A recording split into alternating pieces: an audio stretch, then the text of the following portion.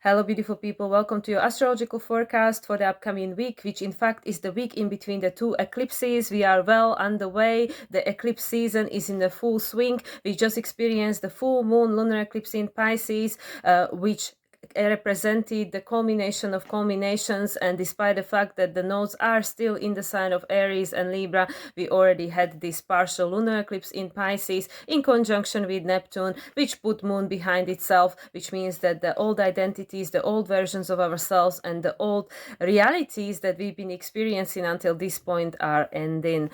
We are now building up towards the solar eclipse, the new moon in Libra, which in fact will be the last one in Libra, because as we know, the nodes will be shifting into the Virgo Pisces axis in January 2025, and that's when where they will remain for the next 18 months. And the next eclipses in spring here in the northern hemisphere will be happening in Virgo, and then we will experience the last eclipse in Aries. So as I mentioned, now we are in between the two eclipses. We just entered into the Libra season and also experienced Equinox, because Sun moved into the sign of Libra, where Sun will remain until October 23rd, which is when Sun will move into the sign of Scorpio. Therefore, the energy has shifted, because apart from the fact that we just shifted from one natural season into another, for us here in the northern hemisphere, the Sun gave away to autumn, and for you guys in the southern hemisphere, the winter just turned into the spring. So hopefully your weather will get warmer and better. Here today, when I'm recording this, is quite raining, but that's to be expected in this time of the year, of course. But also, as we know, Libra is a cardinal sign. It represents a change of direction with regards to where we go in evolutionary, and this is something, of course, we will be talking about. And as I mentioned, this is now build up towards the new moon solar eclipse in Libra, which will be seeding of the new way of relating to ourselves, one another, and also life that we are experiencing on this planet at this present moment of time of the grand transformation that we are going through right now. So before I go any further, I would like to open this space and call in on my higher self, my spirit guides, our ancestors, which I know want to be present for this recording because of the energies we are experiencing at the moment, and also angelic teams and all the beings of light which wish to be present, including our starseed family. So thank you for being here. Thank you everybody who is listening, and let's just dive in. So we're going to pick up where we left off in my last astrological forecast, which was predominantly oriented onto the full moon lunar eclipse in Pisces. So on Sunday, we end in this week, which included the eclipse. We end in this week and beginning a new one Sunday the 22nd, September 22nd, with Sun making an exact trine to Pluto retrograde. Of course, this is an aspect that was fully active and present for the last lunation, the full moon lunar eclipse in Pisces. And just to remind everyone, the last conjunction between Sun and Pluto took place on 29 degrees 59 minutes of Capricorn, which was in fact the last conjunction between Sun and Pluto in the sign of Capricorn in our lifetimes. And now they are experiencing the first trine since that conjunction, which is on 29 degrees and 44 minutes. And because this is Sun and Sun is special, this is putting Pluto in a position of the closing trine, which in fact it's all about. The closing trine is all about harvest. So what are we harvesting? And we know that now we are actually entering into the season, at least here in the northern hemisphere, where the harvest is coming up, right? So also we are ending this week and beginning a new one with moon in a sign of Gemini. So this is the switch that I pointed out last week when I was recording my video, because for the past few weeks we experienced the shift of the week with the moon in a fixed sign. We started the year with moon in a mutable signs, then it switched to the cardinal signs, then to the fixed signs, and now we're back to the mutable signs, which represents the change, the fluidity, the flexibility. And for me personally, it's quite interesting, because despite the fact that Libra is a cardinal sign and represents the new direction, a change of season, but I always see autumn as kind of like a mutable season, mutable time of the year, because it's not quite summer, it's not quite winter, it's kind of in between, even though it also contains the free modalities, the cardinal, fixed and mutable energy. But for me, somehow personally, autumn and also spring, it's kind of like a season where anything is to be expected, even though we know that because of the climate changes and all sorts of other things that are happening with our weather these days, nothing is really to be taken for granted, and nothing can happen exactly as expected. So anyway, moving on, we are ending this week and beginning a new one with moon in a sign of Gemini, which makes sense because we just experienced this full moon lunar eclipse in Pisces, where moon was behind the Neptune, which represents the culmination of the old identities, and now moon is in a sign of Gemini, which is saying that, well, yeah, you can choose who you want to become, right? Like it's a matter of choice. You can become whoever you want to be, because the way you wear, who you wear, that is no longer available. Like, we all have to change, we all have to transform, we all have to grow and evolve, right? Because nothing is ever static. Everything is a continuum of evolution, is this journey in through life, whether on this planet, different planets, doesn't matter. Everything is constantly in motion. Energy is in motion. And as I already mentioned, today on Sunday the 22nd, Sun is moving into the sign of Libra, which represents the change of season, equinox, and also the beginning of Libra season. So happy upcoming birthday to all Librans. And I have at least two in my family, my brother and the sister, who are going to be celebrating their birthday in the first week of Libra, actually. Okay, Monday. Actually, this is still on Sunday night for some of us. For me here in the US, it's still on Sunday night. We are experiencing Venus making a square to Pluto retrograde. This, once again, is something that was already active during the lunar eclipse in Pisces. And this is, with regards to Venus to Pluto, this is a closing square, which is the crisis in consciousness. What needs to be released in order for that cycle to end, a new one to begin? We know that Venus is now in a new phase conjunction with South Node for the second time in a year, because Venus conjuncted the South Node, already being the ruler of the South Node, at the end of November 2023, alongside with the full moon in Gemini, which was again about the choice.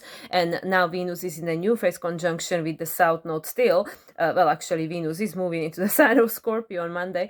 However, this represents this new way of relating. We need to evolve the way that we are relating to ourselves and one another.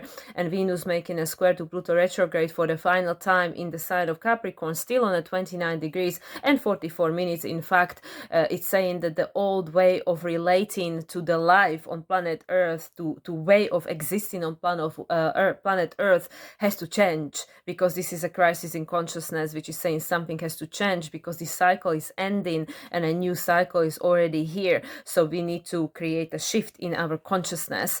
And subsequently, Venus will be moving just over 5 hours after this square becomes exact, peaks. Venus is moving into the sign of Scorpio, which, as I mentioned also in my previous video, by the traditional astrology standards, this is where Venus is in detriment. But again, I'm going to mention the same thing. In evolutionary astrology, we don't polarize planets. We don't go, oh, this is bad, this is good, this is whatever. Venus in Scorpio, to me, represents the frequency of like Lilith or Kali Ma. It's like facing your fears and doing it anyway, because that's where the true power lies. The strength, the resiliency is on the other side of that fear, right? So this is what Venus in the sign of Scorpio will be teaching us. It will be teaching us to go deep within, especially with regards to our relationships, like the way we relating in, as I said, in this current reality we are experiencing at the moment, which has to change. Venus will take us deep within and make us reevaluate, because there are changes that has to take place, and we will be invited to face our shadow, which potentially will be triggered by the external environment, because we are, as of Sunday, in Libra season. So relationships will be at the forefront of our mind, and people playing the roles that we design them to play in order to help us grow and evolve, and that usually is through triggers, because that is the only way how the things that we are unconscious about are going to become conscious when they get triggered. So Venus moving into the sign of Scorpio. Venus will remain in the sign of Scorpio until October 17th, and that's when she will move into the sign of Sagittarius, which I believe is the day of the full moon in Aries. Okay, Tuesday. Let's see what's going on Tuesday. On Tuesday, Moon will move into a sign of Cancer, which is, of course, where Moon is in its rulership, in her rulership. And personally, I'm going to have a lunar return because I am a Cancer Moon child. And here we go. Here is where the Mercury grand appearance of this week will begin. Mercury on Tuesday the 24th, Mercury is going to make a trine to Uranus, exact trine to Uranus, 27 degrees 2 minutes, which adds up to number 11. And their conjunction, the last conjunction between Mercury and Uranus, took place on May 30th, which was right after Jupiter moved into the sign of Gemini, therefore became ruled by Mercury. Mercury became Jupiter's ruler. So this is once again a first trine since then, and that represents the Leo flavor, which is all about creativity. Mercury still at this point being in the sign of Virgo. This is on Taurus decan. What are we creating? A new foundation. Why? Because Uranus is in a sign of Taurus and is breaking our current foundation because it's no longer in resonance. It is no longer part of the structure of the reality that's going to be supporting us going forward, because Uranus is on a Capricorn decan of Taurus, and we know that Saturn is in Pisces retrograde, and I believe Saturn is on a Cancerian decan, which means that we have to create this new sense of identity, which is completely in alignment with everything else that's going on, especially Mars being a sign of Cancer, still squaring the lunar nodes pointing to the North Node in Aries, ruled by Mars in Cancer, which is saying that we need to become someone different. We know that we just had full moon lunar eclipse in Pisces, Moon was behind the moon, Neptune is saying the old version of you, it is no longer going to be supporting you. We need to grow, we need to evolve. Also, right after the moon moving into the sign of Aries, new cycle is beginning, and as I just mentioned, we ended and began this new week with moon in a sign of Gemini. We all have a choice. We can decide what do we want to do going forward. So this trine between Mercury, which is how we identify reality, Mercury as the ruler of Gemini, which is where moon was at the beginning of the week, is making a trine to Uranus. And as I already mentioned, Mercury is well, what did I say? Mercury is on a Taurus decan and Uranus is on a Capricornian decan. Yes, that's correct.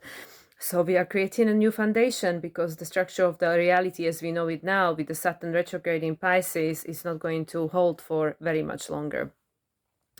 Okay, Wednesday the 25th, Mercury keeps appearing again. In this case, Mercury will be making its opposition to Neptune. So Mercury is making an aspect to every single one of these outer planet, this evolutionary planet. In this case, is the opposition to Neptune retrograde. This is again in Scorpio decan, which is about facing that which makes us feel disempowered. You know, this is also in alignment with this Venus as the ruler of the South Node in the sign of Scorpio at this stage.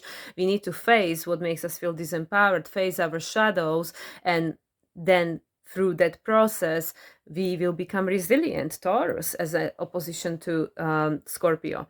So Mercury in a sign of Virgo on the final degrees, making an opposition to Neptune. This is all about balancing. What did we learn that we now need to put into the practice? And part of that would be to release that which we now identify and discern upon that is no longer serving us, or no longer in resonance with this foundation that we are creating for the life that we're going to be building on it going forward. Okay, and then again, Mercury keeps continuing to show up. Thursday the 26th, Mercury, oh, I forgot to mention, I do apologize, the conjunction, the conjunction where this cycle began between Mercury and Neptune happened on the March 3rd, which was actually right before the new moon in Pisces. And that took place on 27 degrees and 1 minute, which is number 10. And this is all about culminations and new beginnings. So, so this is a midpoint. So Mercury making an opposition to Neptune on Wednesday is a midpoint of the cycle that began between the two of them on March 8, 2024, which was right before the new moon in Pisces. And we just had a full moon in Pisces, but it was a lunar eclipse and a super moon. So it was not just any new moon, a full moon or any eclipse. It was a supermoon. So there we go. Okay, so Thursday the 29th, well, for some people this is still on Wednesday the 25th. For me here it will be still, well, just after midnight of Wednesday the 25th, and Thursday morning. Mercury will make a trine to Pluto retrograde in Capricorn, and this is the final aspect Mercury will make from the sign of Virgo. This is once again a supportive aspect, is reactivating this nice roof that we had at the top of that kite that was present for the full moon lunar eclipse in Pisces.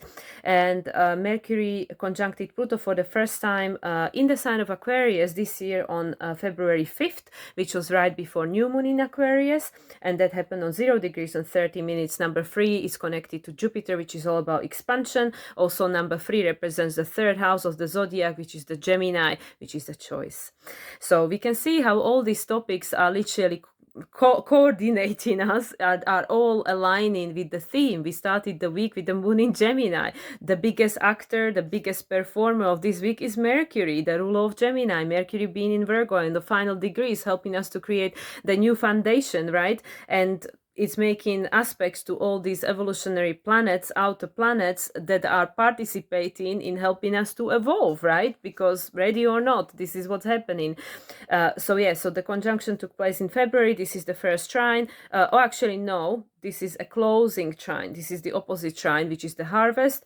And this is again about learning and adjusting based on what we learned. We are now putting into practice, and this is helping us to achieve the point of self-mastery, which is the Capricorn, creating the new structure of reality because we mastered something that we had to learn, which is why these old patterns keep reappearing and coming around over and over and over again until we master them, and then we will no longer be experiencing them, or not in the same way, or they will not have the same effect on us no more.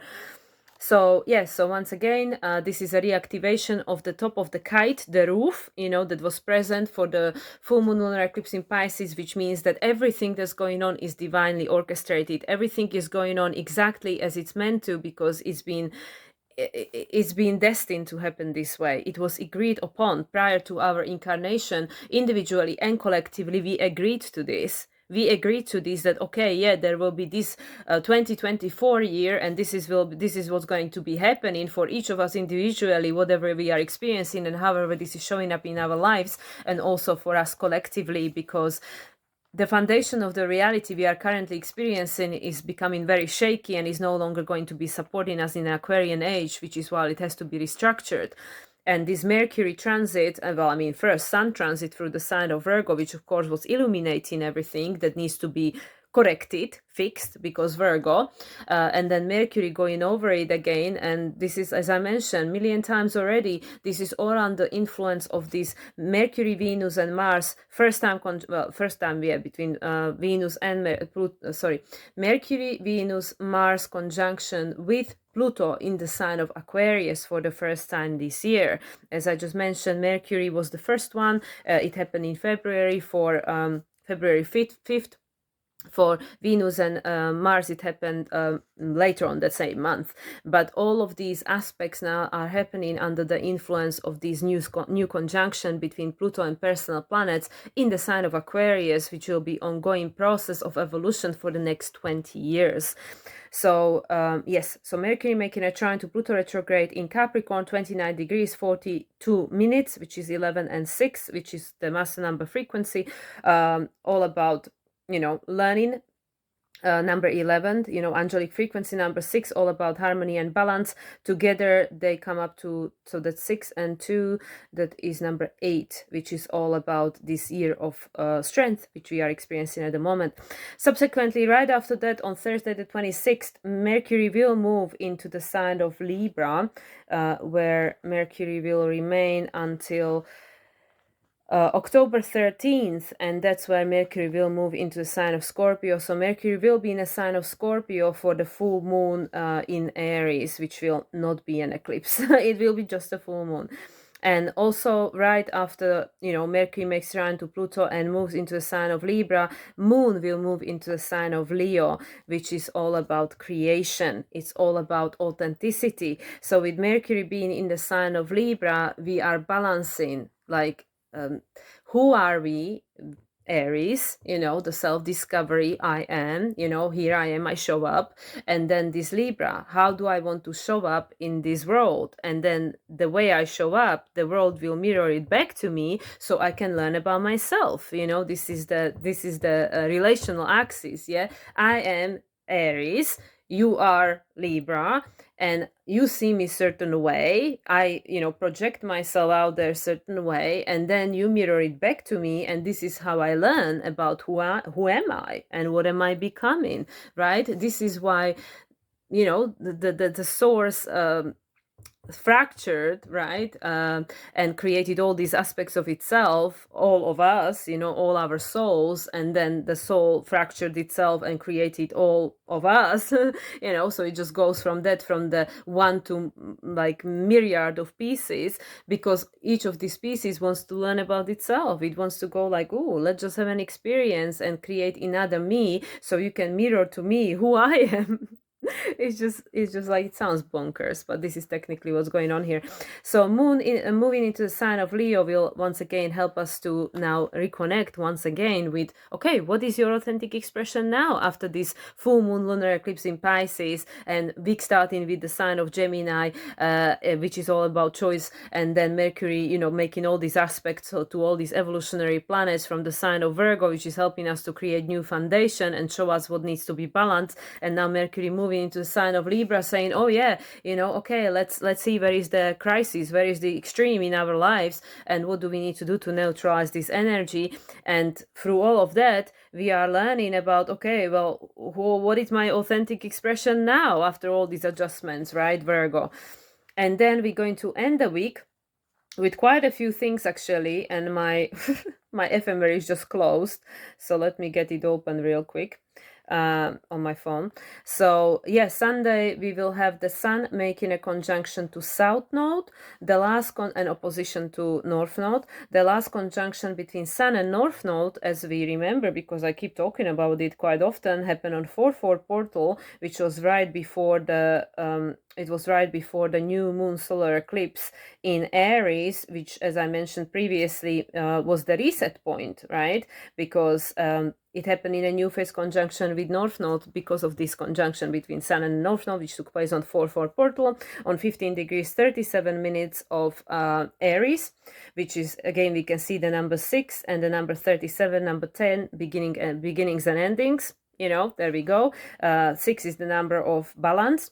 And then the conjunction between Sun and South Node, which is what is now being reset with regards to the South Node in Libra still, took place on October 18th, 2023, which was right after the new moon solar eclipse in Libra, the first new moon solar eclipse in Libra, which we experienced on October 14th, 2023. And that happened on 24 degrees and 58 minutes, 24 again number 6, and 53 number 8, which is the year we are experiencing at the moment. So after this, after Sun makes a conjunction to South Node, and at the same time, of course, opposition to North Node, because South Node and North Node are always in opposition because they are mathematical calculations. Moon will move into sign of Virgo, so here we have yet another week that will end and begin with Moon in a mutable sign, Virgo, which is now all about this putting into practice, discernment. And after that, Mercury will make a conjunction to South Node. Now Mercury being the ruler of Moon in Virgo, Mercury makes a conjunction to South. Oh, it's actually interesting that yes, Sun will make a conjunction to South Node while Sun is the ruler of Moon, because Moon is in a sign of Leo. And then after that, Moon moves into the sign of Virgo, and Mercury as the ruler will make a conjunction to the South Node. Just observing here how interesting these things are. So Mercury made his last conjunction to North Node on March 18, 2024, which was on 15 degrees and 46 minutes, and this was 1 week before the lunar eclipse in Libra, which took place on March 25th. And again, we can see the 15 degrees, again number 6.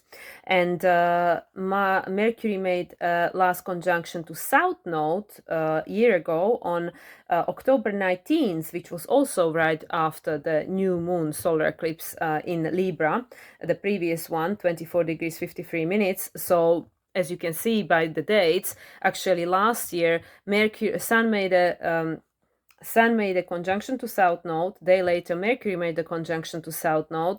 And then on 20th, October 20th, 2023, Sun and Mercury made a conjunction in the sign of Libra. And that was on 26 degrees 34 minutes, right? 34 minutes, yes.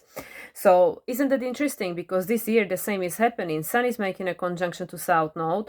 Mercury is making a conjunction to South Node, and then up next week after that, the first week of October, on October 1st, actually. Well, actually, for us here in the US, it will be still September 30th. For you guys over in Europe, some of you, it will be already October 1st. Mercury will make a conjunction to Sun again. So this is the same thing that happened a year ago. Exactly the same thing. Sun conjuncting South Node, Mercury conjuncting South Node, and then they are conjuncting one another in the sign of Libra, which is all about balancing. And this time they are conjuncting under the influence of Moon being in the sign of Virgo, which is all about, and actually that might have been the case. Let me just check. Okay, I just checked. So last year, when Sun conjuncted South Node and Mercury conjuncted South Node, Moon was in a sign of Sagittarius, which is this mutable energy of perception of reality. How do we perceive reality? Like these relationships that we are having and stuff.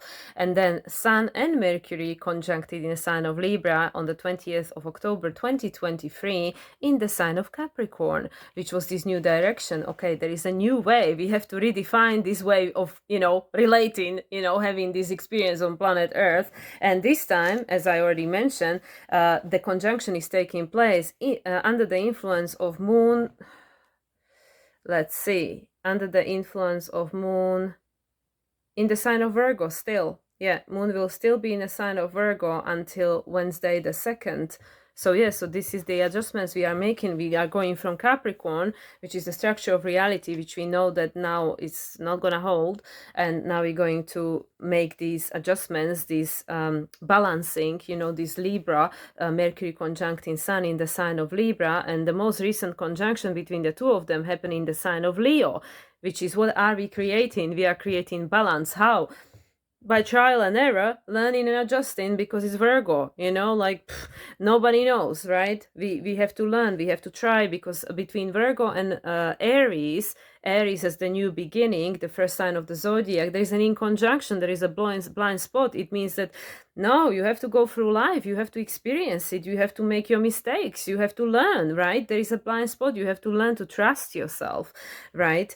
So yeah, so as I mentioned, we're going to end the week with this conjunction to South Node, and actually between the Mercury conjunction to South Node and Mercury conjunction to Sun, we'll have the Mars making an exact trine to Saturn, and this will be also Sunday night, Monday very early morning, depending where you are in the world.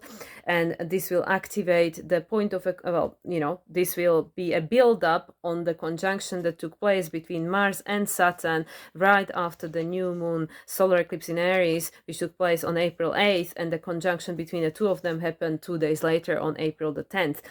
So okay, so half an hour in, and I was just naming the aspects. So let's just quickly put it into some kind of concept, and then I'll pull some cards, because I don't want to make this too long a video. And obviously then, we're going to be talking about some of these aspects, if not all of them, again, as a build-up, because this is a build-up. Literally, we have the October 2nd, which is 2 days after, this, not even, well, technically, depending where you are in the world, after this Sun-Mercury conjunction, we will have the new moon in Libra, solar eclipse. So we'll be talking about that next time with the chart, so you can have the visual.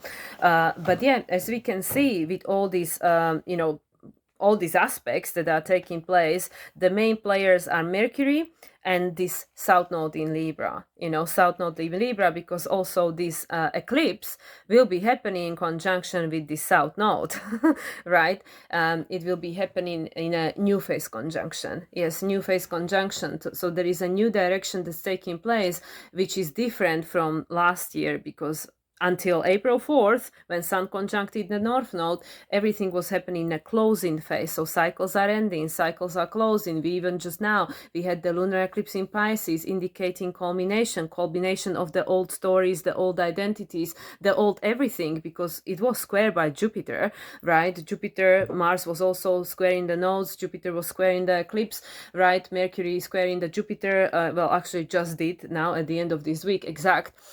So all this stuff that's going on is technically telling us the same thing. And this is where, I don't really know what else to add to it, because we are literally on these crossroads, or like not even crossroads, it's like this intersection, it's like this, we're going from this one, adventure, which is now ending, and we are stepping into this new one, but we haven't quite got there yet, so we are like getting off the train of this previous direction we were going into. We're getting off the train and now we're changing for another train, but we haven't quite got on the train yet. We are just, we're just preparing, we are just like starting the journey, we're starting this new journey, but we haven't got any experience of this journey yet. It's like right at the very, very beginning. All we know is the experiencing of the experience, the totality of the experience of the adventure we just culminated, we just finished, we just completed, we already stepped off the train, it was like a scenic ride or something, so this is what I mean. So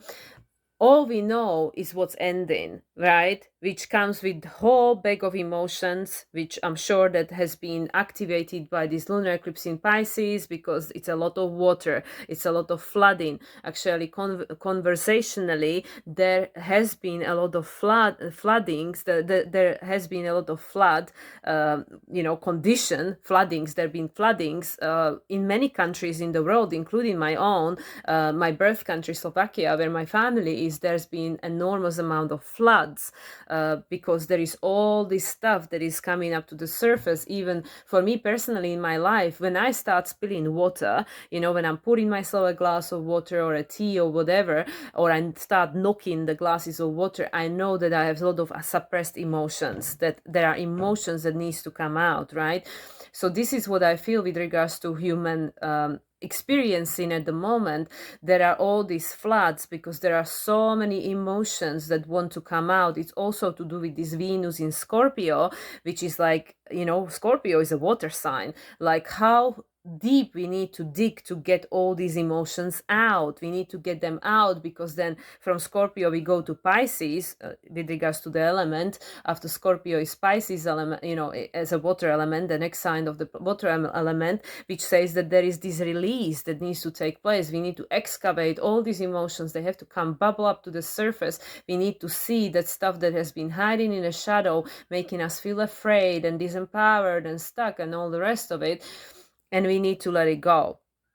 We need to feel it, we need to heal it, and whatever, we can use, we will take with us into another cycle. Whatever we feel like, oh yeah, this is not who I am anymore. This is not what I want to be experiencing anymore. I don't want to feel experiencing this suppression, like feel like I cannot feel what I feel, because whatever you're feeling is what you're feeling, and that's exactly what you're supposed to be feeling, because it's your unique expression, it's your way experiencing reality. There is no one who can tell you shouldn't be feeling that way, or you shouldn't whatever, you feel what you feel, and that's what you feel, and that's your reality, and it's perfectly valid, doesn't have to have rational explanation. This is all about intuition, the flooding of an emotion. So yeah, and then after Pisces, the next water sign is the Cancer, right? And this is where Mars is squaring the nodes, and we know that Mars is gonna be dancing around Cancer for quite a while yet, because like I said, even though it is going to move into the sign of Leo in November, it is not going to stay there for very long, because it's going to retrograde back into Cancer in January. So it's going to move into Leo, then it's going to station retrograde in December, move back into Cancer in January, and stay there for another 3 months. It's not going to go back into Leo until like 19th of April or something, the second half of April. So we have quite a lot going on, in the sign of Cancer and from the sign of Cancer. And for a big chunk of the transit, Mars, from Cancer and also from Leo will be opposing Pluto. So this is again, Pluto is the evolution, is the soul's desire for incarnation. Mars is how Pluto acts consciously, is how we see the soul's desire manifest, by action. We create. We are creators. We come to this reality to create our experience, create our reality. So Mars is this like, okay, what am I going to do? How am I going to show up? What am I going to be exploring and learning about? And it's the first sign of the zodiac. It's like, you are a magician, you are the fool and you are the magician. You're creating your reality, and then based on that reality, your soul is evolving, the soul, the observer, right? This neutral being, that is not put in a human body with all this judgment and insecurities and stories from the past, which we inherited and now we need to do something with. And it's overwhelming. It's all this bubbling of emotion that is coming up, and most of it is not even ours. It's just something that, that just came as a part of the package. You become a human, you inherit all the DNA, all the ancestor traits, which are part of the collective, so therefore all the collective stuff as well.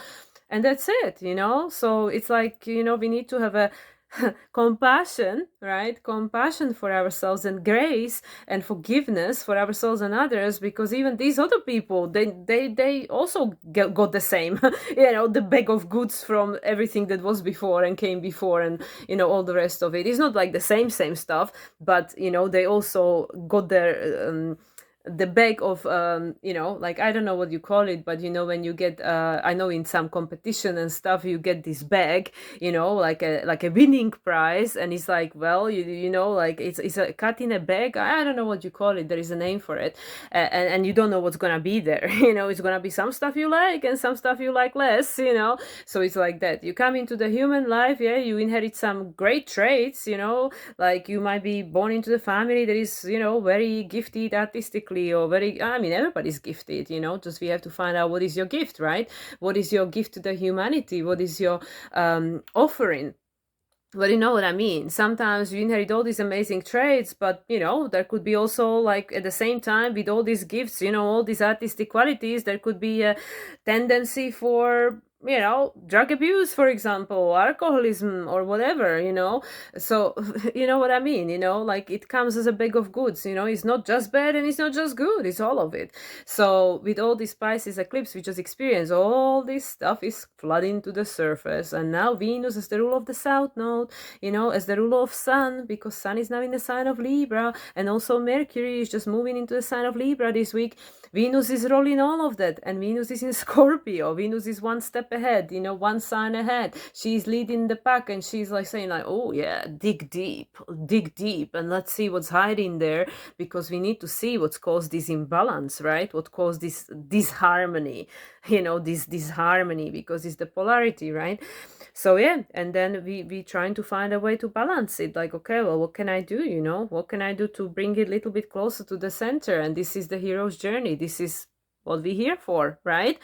So yeah, going from the Pisces lunar eclipse to the solar eclipse in Aries, solar eclipse in Libra, not Aries. Aries will be also lunar eclipse, but it will not be an eclipse. Okay, let me correct myself. The Aries will be a full moon, but will not be an eclipse. We will just have a full moon in Aries, but it will not be an eclipse. We will not have an eclipse in Aries for another 9 years, okay? Until 2033, and then we have, that will be on the south node, and then on the north node, I believe it's 2041 or 42. So we have quite a while to go yet until we will be experiencing the, the next lunar eclipse in the sign of Aries on south node next time, and then back on the north node 2041 or 42, something like that. So we have a while to go yet. We don't know where this what just got seeded in April for us. Where is this going? What is it gonna look like?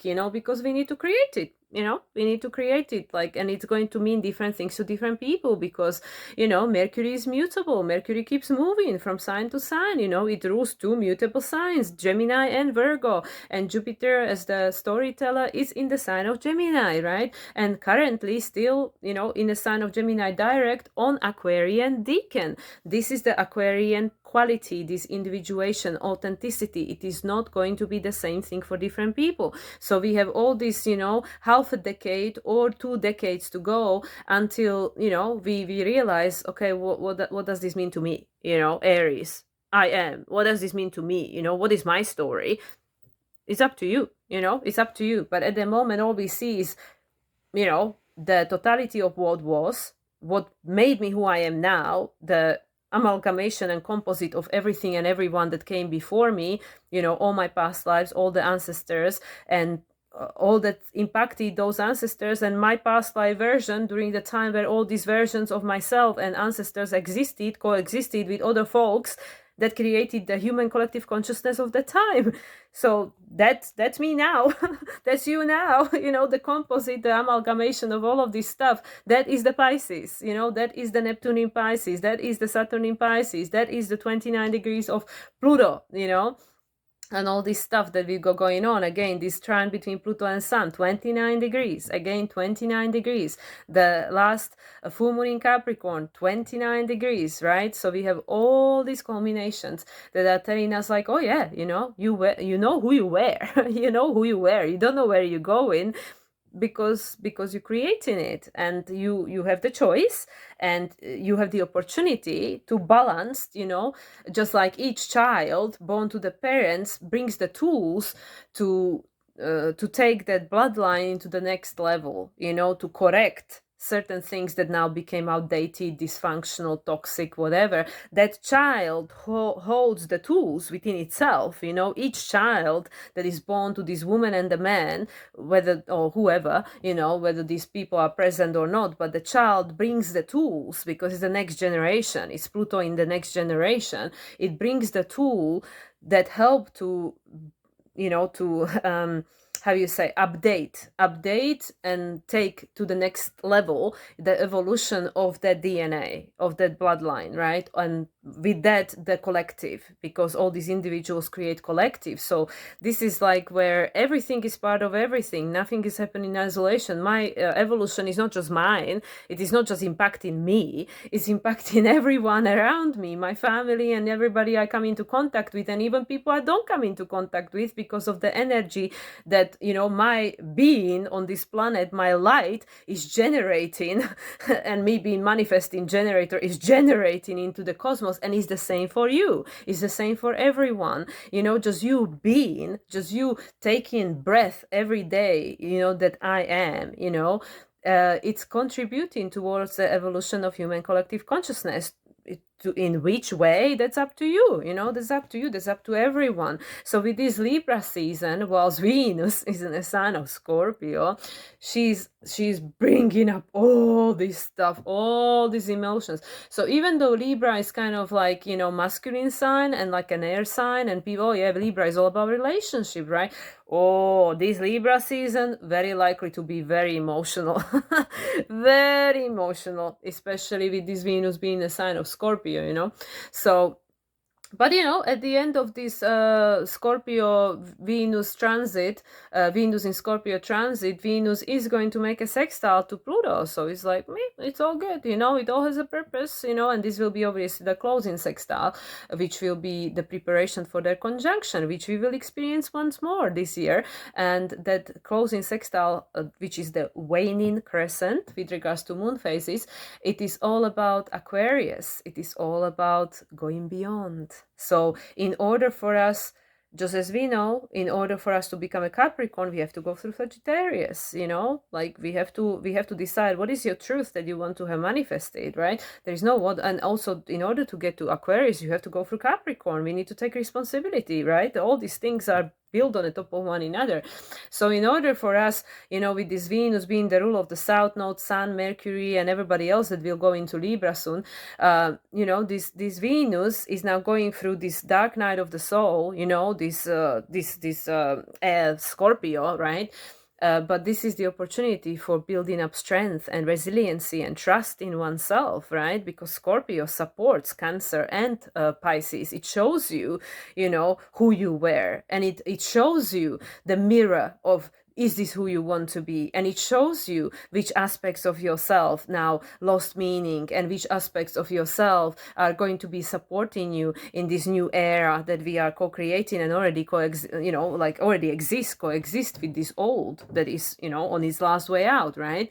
So yeah, so this Venus going through the sign of Scorpio and impacting everybody in the sign of Libra throughout this Libra season. Obviously, Venus will move into the sign of Sagittarius before the end of season. When was it? Let me just check it. 17th. Venus will move to Sagittarius on the 17th. So Venus will be in the sign of Sagittarius still throughout, Libra season, whilst Sun is still in the sign of Libra, which will be, let me count, Libra, Aquarius, that will be Gemini decan. Sun will be on the Gemini decan, which is about the choice. Yeah. So we go through Venus being a sign of Scorpio, while Sun is transiting through Libra decan, and then Libra Aquarius decan, and then we'll have the choice, because based on how much we are willing to look at these aspects of ourselves that we don't like, which once again we have to hold the grace and compassion for ourselves, because these aspects of yourself that now represent you, they are not all yours, they were not born with you.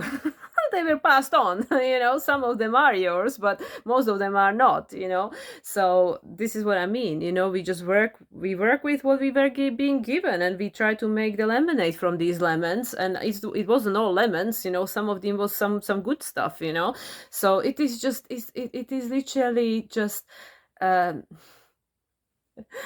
it is just this fascinating journey through life, which is just like a movie, yeah, it's very real for us, absolutely, no way saying it isn't, but for the soul, for your soul, which is eternal, this is just like yeah, let's go and have fun, okay, and that fun, that movie is gonna have some sad moments, it's gonna have some angry moments and some frustrating moments and some happy moments, and it's just the whole spectrum of emotions. That's why we come here, that's why we keep coming back, to Earth, because I don't know, obviously I don't know what I don't know, but as far as I understand, Earth offers the most diversity out of all planets, because of the polarity that and all these different dimensions that you can embody while you're here. I mean, it's fantastic. I mean, it's not easy, it's not meant to be easy. How else would we grow? We wouldn't grow through easy, right? So with this Venus, and I mean, I was talking about Mercury, I don't know how I switched to Venus, but okay, Spirit, I'll just follow the lead. Venus being in a sign of Scorpio, which of course is ruled by Pluto being in Capricorn 29 degrees, still retrograde, Saturn still retrograde, Neptune still retrograde. We just had this lunar eclipse in Pisces ruled by Neptune, and traditionally Jupiter, which is ruled by Mercury, and Mercury is ruled by Venus. You can see how we just came all the full circle back. Yeah, it is time for shadow work. What can I tell you? It is time for shadow work, even though you might think, but we are in Libra season. It should be time for relationships. Of course, relationships are a big part of it, because as I said, the other will mirror to you perfectly. And I know, well, I don't know personally because I don't have kids, but from what I heard, the kids, they trigger you more than anybody else probably, because the relationship between parent and the child, because the child comes from the parent, and it's like it's the continuation of the bloodline, right? The child will mirror to you everything you don't want to see, everything. I mean, again, I don't have my own, I wasn't that brave in this lifetime, but my sister does, my brother does, a lot of my friends do. So yeah, but the second best if you don't have your kids is your partner. If you don't have a partner, then your parents. It's just like whoever is the closest one. So yeah, so this is very likely what's going to be coming up throughout this Libra season, especially the beginning of the Libra season, the first 10 degrees, Libra. And then we'll have the opportunity, especially with this Libra solar eclipse that's coming up next, to see new way of relating to one another and to reality we are experiencing and co-creating the change of going forward. So yeah, and Mercury is definitely helping us with that, because Mercury is how we identify in everything, how we put labels of things, and what kind of language we attach to it, right? Okay, guys, I think that this is probably it. We're going to take pick it up and run off with it further with the next astrological forecast, which will be then focused on the solar eclipse in itself, and see where we go from there. But I think this is enough, so yeah, just as I said, be mindful and have a compassion. When these things will show up as the after effect of this eclipse, all these things that will keep coming up to the surface, especially with relation to other people, this shadow, these triggers, this reminder of who we were, maybe painful aspects of ourselves that we don't want to remember, childhood, stuff like that. But at the same time, it will give us an opportunity to heal these things, so we no longer have to be triggered if somebody reminds us of these aspects of ourselves again going forward. And this is how we can release them, because therefore they taught us what they needed to teach us, and they no longer have to keep doing that. And yeah, and that will be then the solar eclipse in Libra.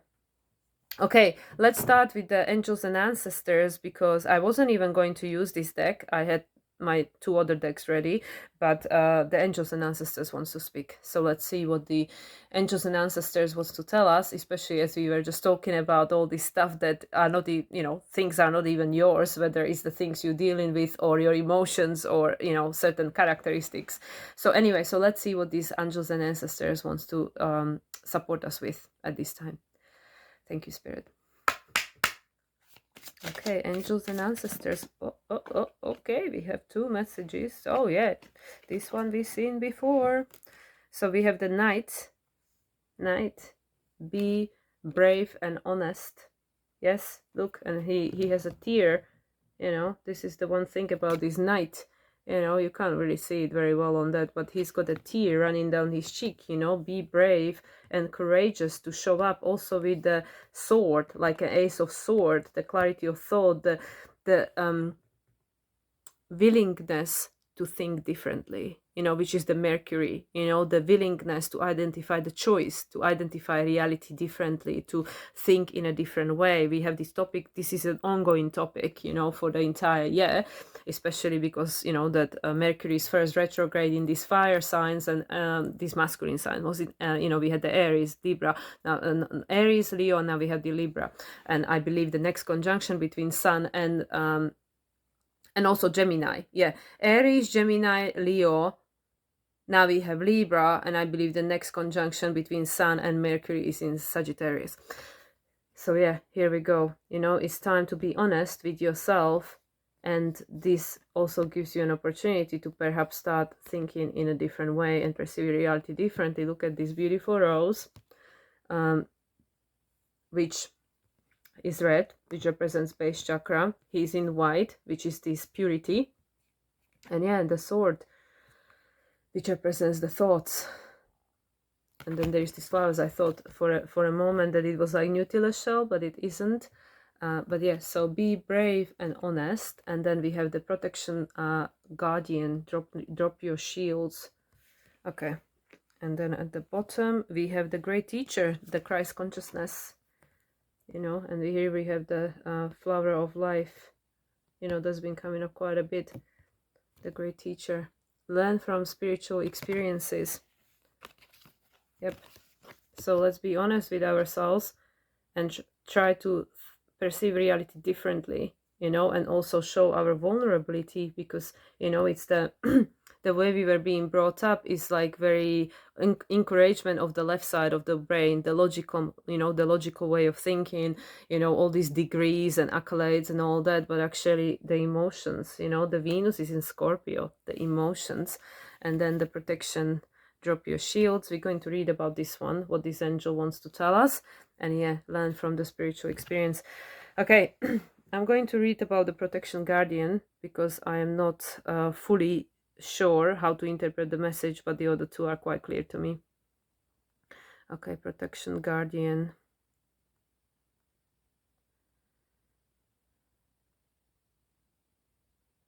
gosh, there are so many guardians. Okay, here we go. So protection guardian, this one. Drop any shields of shame, resistance, and fear that are standing between you and your chances of enjoyment and fun. Know that you don't need to hide who you are or the gifts that you have. You were born to shine. The protection guardian is a feminine version of Archangel Michael. She is fierce, protective, yet loving warrior angel who carries an indestructible shield of power and protection and will come to all who call on her. She will help you drop your fear-based shields and move into a loving, protective force field that will keep you safe but will allow your gifts to shine out. Although she is here to guard you from lower energies, she's completely relaxed, serene, and confident because she trusts that love will always prevail. Extended message: you might have encountered shame or embarrassment in your past, but that is not your present. Angels are drawing close at this time to help you move beyond any limiting thoughts, emotions, and patterns that may be making you feel unsafe. Know that angelic protection is swirling around you at this moment and will help you move forward in a more fearless way. Call on your guides for help in changing your frequency so you can feel safe and protected at this time. You are stronger than you think, and your angels and ancestor guides are here to help you realize this now. Okay, so that makes sense. Yeah, there is necessity for a new way of thinking, to like honesty with ourselves, especially with regards to what we need, our base chakra, our needs and our desires. And I still feel this authentic expression here, and there is a need for this new way which it allows for vulnerability, this new way of being strong, this strength and courage of the future, which doesn't mean guns, it doesn't mean weapons. That's why she's saying, you are protected, you don't need to go and fight with someone. This is all about this Christ consciousness, the way of being the Christ consciousness, releasing the old, learn from the experience, learn from the history, that by us trying to resolve situations in the same way as we did in the past never worked. It always created the same scenario later on down the line, because the energy cannot be destroyed and it can only be transformed and transmuted and transcended. So so it's time to start opening ourselves up, our mind, to thinking differently, like purity, like a child, from the new perspective, which includes vulnerability, authenticity, and honesty. And we no longer have to fight who we are and be feeling ashamed and guilty for who we are and hiding behind, shields of protection. This is, to me, especially like when we are traumatized and we create the walls around ourselves to protect ourselves because we think the whole world is out there to get us and we need to protect ourselves. So this is what I feel. It's time to release the guilt and shame and the old versions of ourselves that were trying to protect us, the old ego versions of ourselves that try to protect us, keep us safe, because we know that that's essentially what is ego's role, to keep us safe and protected, to protect the old aspects of ourselves, even if it's a 3-year-old, coping mechanism. And it's time to release it, this learn from spiritual experience, go beyond that, release it. Christ consciousness, heart-centered consciousness, this new way of being, which is about authenticity, honesty, vulnerability, to allow ourselves to become who we are. We no longer need to hide who we are. Okay, I'm going to leave it at that. That makes perfect sense. Yeah, because our ancestors, they didn't know they could do that. Even through, religion, they gave too much power away, and again, were being boxed in by the rules of someone else telling them who they have to be and what they have to feel and how they have to act, which still made them feel disempowered, and they use it as a shield of protection, that, oh yeah, I cannot do this because this is not allowed or whatever. And then, like I mentioned multiple times, if you have a need and that need is not being expressed or, satisfied, it becomes distorted. And then people start killing each other for it, because they had a need and the need wasn't being nurtured. So then they try to meet that need in a distorted ways, right? And then that creates more shame and guilt and suffering and disconnection. And dishonesty. So it's like, it's the white, you know, the purity, starting again, the base, starting again through a different place, through heart-centered consciousness, learning from the past, listening with our hearts. Okay, now I'm going to pull a card from the deck I was going to use, which is the Sacred Destiny Oracle from Denise Lin. Okay, let's see, Sacred Destiny Oracle. What is the message, please? Okay. Happiness. Look at these little dolphins. Happiness. Yes. Yes, look, the sun is shining. This is where we're going, you know. We're going from here, you know, we're going from here. This, you know, these coping mechanisms and protection from the reality to protect ourselves, because we felt we had to fight, you know, and we releasing that, we turning into heart-centered consciousness. Why? Because the new age is all about equality. You see, like the Aquarius sign, you know, the Aquarius sign, equality, like these two dolphins, you know, equality and going beyond. And this is, dolphins, I believe, are associated with Sirius, which is our spiritual sun, right? Yeah, happiness. This is where we're going. This is what we create in happiness. What's at the bottom? Abundance. Of course, happiness and abundance. Yes, this is the reality we are co-creating, reality of happiness and abundance. Okay, let's see, just briefly, let's see this happiness. Happiness, the sacred landscape. The sacred landscape wants you to know. Click your heels and shout for joy. The signs are with you. Let your light shine. Abounding good luck awaits you. A gateway is opening for even more joy and happiness. Your life is expanding. Opportunities are emerging. This is the time to go forward with glee. Love deeply and fully. Embrace life with open arms. Goodness is flowing to you. The only thing to be aware is to monitor your expansion in a metered way. Too much too fast can be overwhelming. Yes, Virgo, discernment, Libra season, balance. Yeah, balance. You know, we cannot go from, you know, like this is like when, you know, people who don't have much money win lottery. They usually, in most cases, it doesn't impact them well, in a good way. You know, they either, you know, become depressed, or they blow the money very quickly, or, you know, they get attacked or abused, or people, you know, want their money, whatever it is, you know. But if you go from one extreme to another, and we don't have the container, we don't have the safety and security within to hold that new frequency, the frequency can cause damage.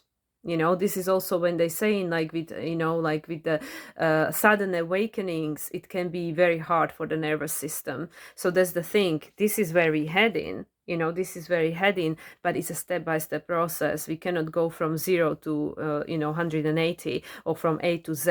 It takes time. It takes time, because we are transmuting thousands of years of conditioning, and this all lives in our body, in our somatic body. We need to give it time. Yeah, but this is where we're going. And the abundance, it opens up straight away. I didn't even know I already found it. Look at that. Abundance, the wildflower wonderland. Sacred landscape wants you to know everything is blossoming in life. Open yourself to receive. Abundance, fulfillment, and prosperity are ready to be activated in your life. Life desires you to prosper. You are moving toward an outpouring of money, energy, time, or love. Opportunities are limitless. However, you must take action in the direction of your dreams. Don't wait for abundance to fall into your lap. Take steps, give deeply and fully, don't hold back. This card reveals that this is a great time to make investments. The more you give with a free and open heart, the more you will receive. Be grateful for what you already have, and even more will flow to you. So I feel this is about, you know, also changing our perception of what abundance is, and being able to feel abundant at any moment, you know, like being able to tap into that frequency no matter what. So we become familiar with that frequency. So then when more of this abundance comes pouring into our life, we can recognize it, and we don't get scared, because in many cases we can self-sabotage because we feel unworthy. Like, oh, what, this opportunity for me, you know, what do you mean? mean, you know, I didn't deserve it or something, which is, again, we have to look out for that guilt and shame, you know, for these protective mechanisms that we created throughout the life to protect us, you know, protect us, because there was an aspect of ourselves that needed that to keep us safe and secure in the past, whether this lifetime or previous lifetimes, which is, again, the best example is to use with regards to, you know, money and luck mentality, you know, like I was describing in one of my previous videos, one of the recent videos, that, you know, it's not so easy to now suddenly, you know, for people who never had anything to just become rich and have the mindset of, you know, wealthy people, because there are all these, you know, there could be all these limiting beliefs with regards to money, that, oh, if I have money, that people will think that I'm a cheat, or I'm a thief, or I'm a horrible person or something, or I will not be, you know, compatible with these people, I will no longer be able to belong, or they will not resonate with me, I will not resonate with, you know, so there could be all these stories, all these aspects of ourselves that are trying to prevent us from achieving exactly what we say we want. So this is what I feel, you know, this is available to us, you know, especially with this full moon lunar eclipse in Pisces, which represents the end of suffering, you know, that there is no need to suffer anymore. There is no need to keep replaying the same roles as we played thousands and thousands of times, you know, of this suppression and suffering, and, you know, always being put in a box, whether you were rich or poor, you were being put in a box, and there were expectations, you know, that came with that package, you know, even being a queen, you know, so there was already, your life was already decided the moment you were born. You know, these people weren't any freer, even though we might look at them, well, at least they were rich, you know, what was missing in their life, but they weren't any freer. They weren't any freer than the beggars, you know.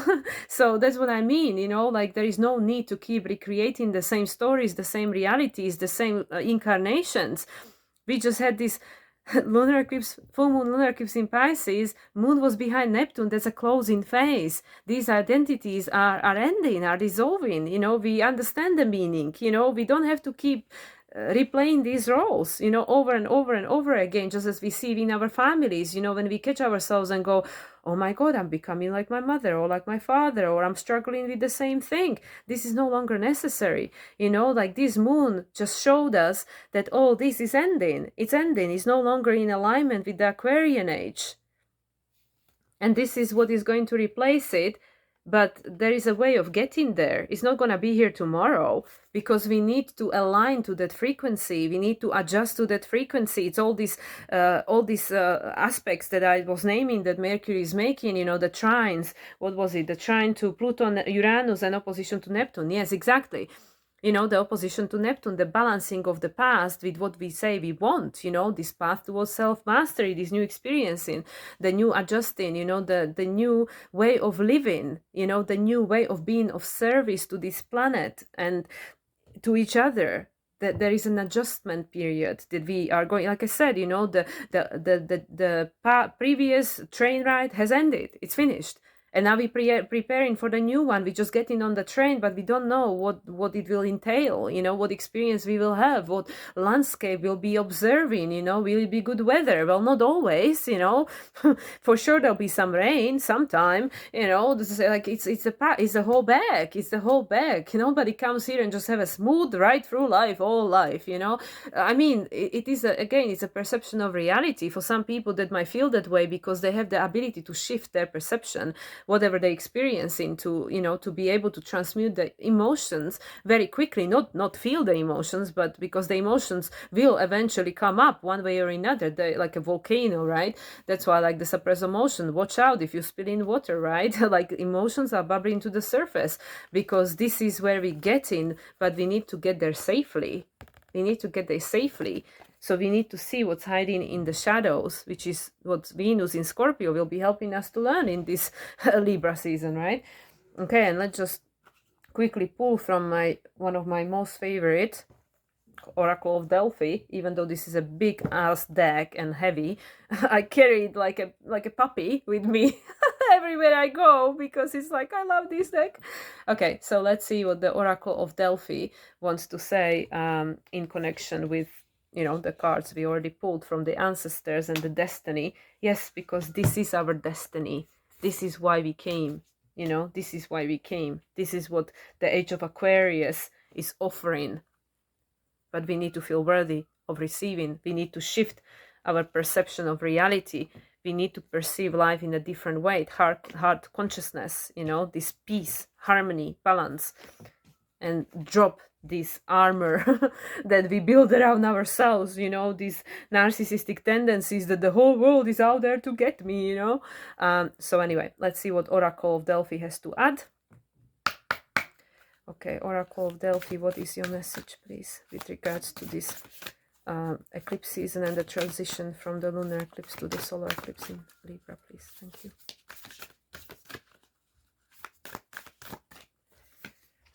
Lovers, choice. We had this card at least twice before. Number 13, which is death. In tarot, number 13 represents the death card. Transformation, metamorphosis, desire, cherish, and caress, unite. Libra season, we have to make a choice in which way we want to relate. Here you got a big ass full moon, right? We just had, and this is very Piscean, so much water. This looks very nebulous. It looks very ethereal, that in reality we do want to connect. We do want to connect with one another. But just like Rumi said, don't look for love. Look for all these things that are preventing you from receiving it, right? So lovers and seeker. Exactly. That's what I just said. Seeker. Look for these things that are preventing you from getting what you want. What is it that is stopping us from receiving? Because when we believe that the universe is abundant and that which you desire already exists, why do I not have it? Because there is an aspect of me that believes that either I don't deserve it or I can't have it, or whatever we believe, whatever is the belief system, that's what we need to find. That's what we need to dig out, So seeker, expose, heed, appraise, and face. Yes, exactly. This is the first time I see this card, so we're going to read about this one. 42, balance. Number 13, which is number 3. Number 13 is number 4. The new structure of reality. New choice. And 42, expose. What is this one? Desire. Unite. Unite and expose. Expose what is standing in a way that is preventing you from uniting with that which you want. Yeah? This is perfect. Okay, let's see the seeker. I haven't seen this seeker before. Number 42, which is almost the last card. Okay, seeker, here we go. You are the treasure hunter, awake, aware, alert to the synchronistic signs. Consciously follow the labyrinth of self-discovery, North Node in Aries, to find the hidden gems along the way.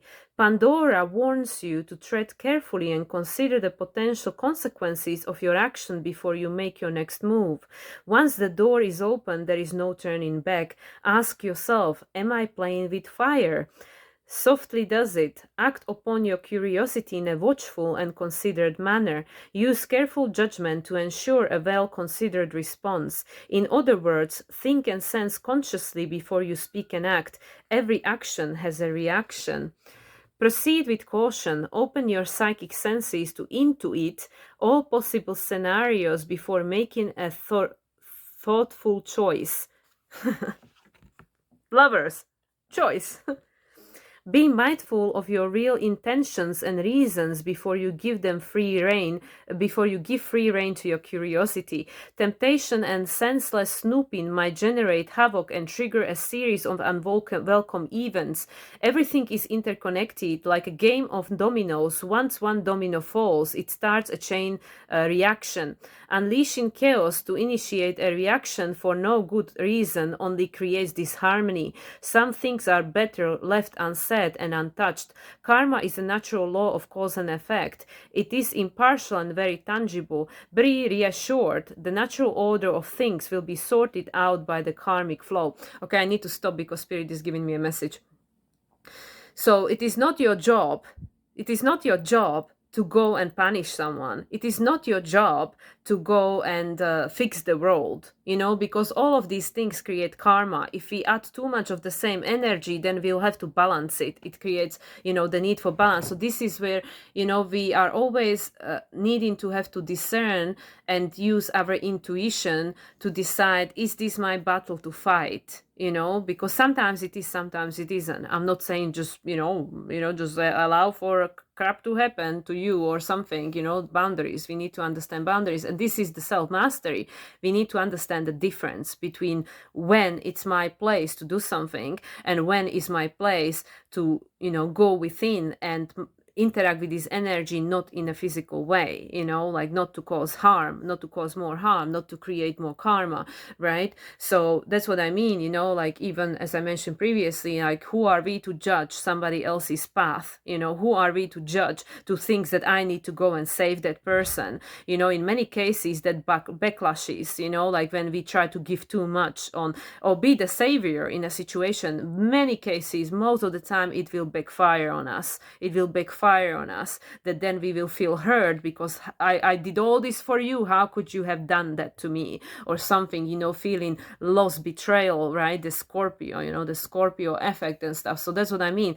Like, watch out for what's going to be coming to you through the relationship in this Libra season, because Venus is in Scorpio. She's gonna excavate and dig out some stuff for sure, you know, some shadows which are going to help us understand, why am I doing what I'm doing? What is the reason why I'm doing that? What am I trying to prove? You know, do I feel worthy? I'm just, sorry, I'll have to wrap this up because I do have a client in a few minutes. So that's what I mean. So we have to really be very conscious about our intentions, right? So yeah, so with this seeker, you know, we seek in what it is that is preventing us from having what we want, but we also going deep within and trying to understand thyself, oneself. So yeah, karmic flow. Curiosity might have killed the cat, but gratification brought it back. While praying might harm you, while prying might harm you, the satisfaction in discovering the truth may also be worth the risk. Weigh up the possible outcomes. Even if you don't like what you see at first, you may prefer to know the reality of the situation. Only you can make the call. Look for the signs and trust your intuition. The truth will always set you free. This card also suggests that there may be more than one answer or solution to your predicament. Formulating a forward plan with grace, intuition, and thoughtfulness will produce a positive outcome. Measured curiosity fuels your playful and creative nature. As a resourceful and creative thinker, your intense curiosity makes you receptive to innovative ideas. Open your spiritual toolbox to intuit the most productive way onward and upward. The oracle's prophecy: undercurrents create consequences.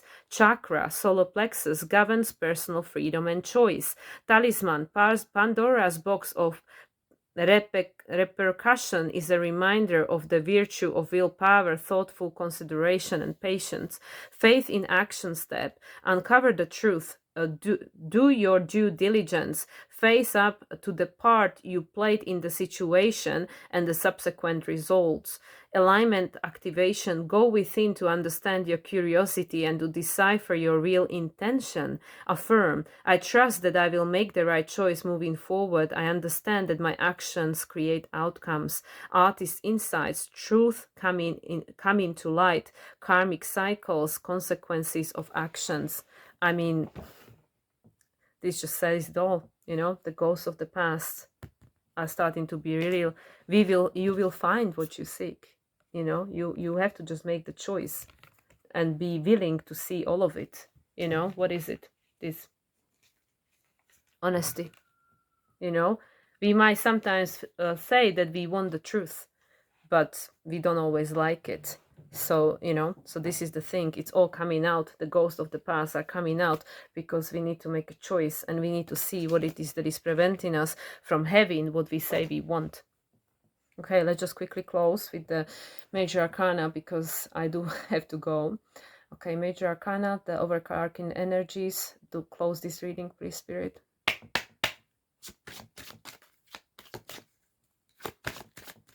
Let's see, what is the message from the major arcana with regards to this? Okay, here we go. Tower. Expect the unexpected. Uranus, and at the bottom, the devil. Yes, exactly. Oh my gosh, that's exactly the same, right?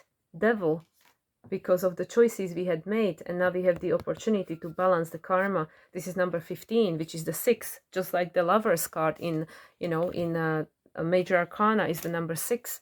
We made the choices. Doesn't mean that these choices have to create our reality forever, but we need to face, why did we make the choices, and how can we make a different choice, right? Because the devil is all about Capricorn. We need to take a responsibility for the choices we had made, whether in this lifetime, past lifetime, or those before us made choices. But we don't have to keep reliving the same story, like there will be unexpected events that will show us, why do we feel trapped, and what are the choices we had made that got us to that point, and now we have the opportunity to make a new choice. Yes, star, exactly. The hope for the future. We're going beyond these choices of the past. Exactly.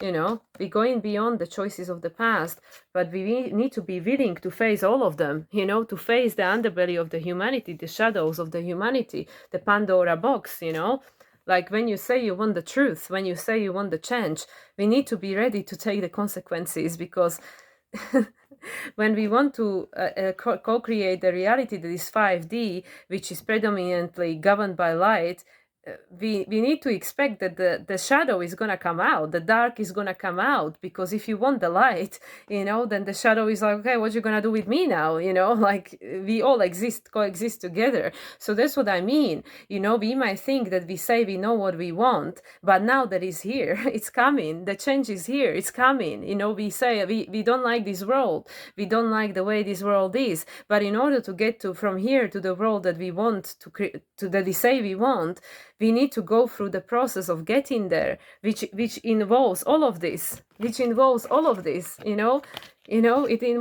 these unexpected situations that will show us the choices we made in the past, and we have the opportunity to heal it. This is almost like a temperance, one foot on the earth, one foot in the water, balancing the emotions, and also the earth, the Pleiades sisters, the healing, the opportunity to make a new choice. This is number 8, the infinity in opposition with the strength. This is the card of Aquarius, the Aquarian age. In order to get here, the old system, Capricorn, has to crack. But when it cracks, we will see all of it. There will be no hiding. So that's the thing, like it's coming, it's here. But we say we want this, and now it's here. We say, oh no, I don't like that. I thought it's gonna happen different way. I'll just go to sleep, wake up, and it's gonna be here. Golden age of Aquarius, like, hey! Not quite, because energy cannot be destroyed, it has to be transmuted. So yeah, that makes perfect sense, with this full moon lunar eclipse in Pisces, and now new moon in Libra, solar eclipse, which will not have a full moon lunar eclipse in Libra for another 9 years. 9 years, the numbers of culmination. Next year is the year number 9. Culminations, endings. These are big energies that we're playing with. Big energies. But, in order to get where we want to go, which is this. This is it. This is where we're going. But yeah, at the moment, we need to face that. Okay, guys. I really have to go. I hope that this offered some clarity with regards to what is happening and why, individually and collectively. I wish you all a wonderful eclipse season. And if anybody wants to connect for a reading, you can find all my services on my website, moonlightsoul369.com. And yeah, if you like my content, please do like, subscribe. If you think anybody would benefit, do share. And I wish you all a wonderful rest of the day. And I'll speak to you again soon. Much love, everyone, and bye for now.